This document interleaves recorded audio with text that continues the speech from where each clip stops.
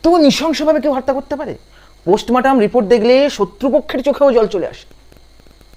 গোটা ভারতবর্ষ আজ উত্তাল কলকাতার আরজি কর মেডিকেল হসপিটালের এক মহিলা চিকিৎসকের খুনের প্রতিবাদে। এই ঘটনা আজ নতুন, কিন্তু এই রকম ঘটনা দিনের পর দিন নানান জায়গায় ঘটে চলেছে বিভিন্ন রাজ্যে বিভিন্ন মহিলা চিকিৎসকের সঙ্গে।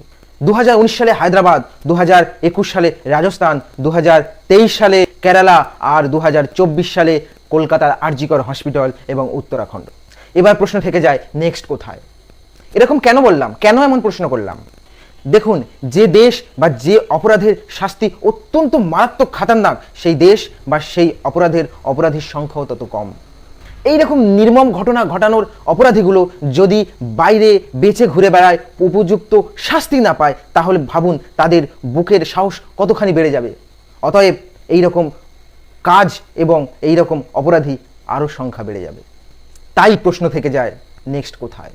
তাই এই ঘটনার সঙ্গে জড়িত যে বা যারা, প্রত্যেকের নির্মম শাস্তি না হওয়া পর্যন্ত আমাদের আন্দোলন চালিয়ে যেতেই হবে। এইরকম মানুষরূপী জানোয়ারগুলোর শাস্তি না হওয়ার আগে যদি আমরা প্রতিবাদ কমিয়ে দিই, তাহলে এইরকম ঘটনা পরবর্তীকালে আমাদের আবারও দেখতে হবে। তাই আসুন এই অপরাধীদের শাস্তি এবং মানবতার স্বার্থে সবাই একসঙ্গে মিলে প্রতিবাদ জানাই।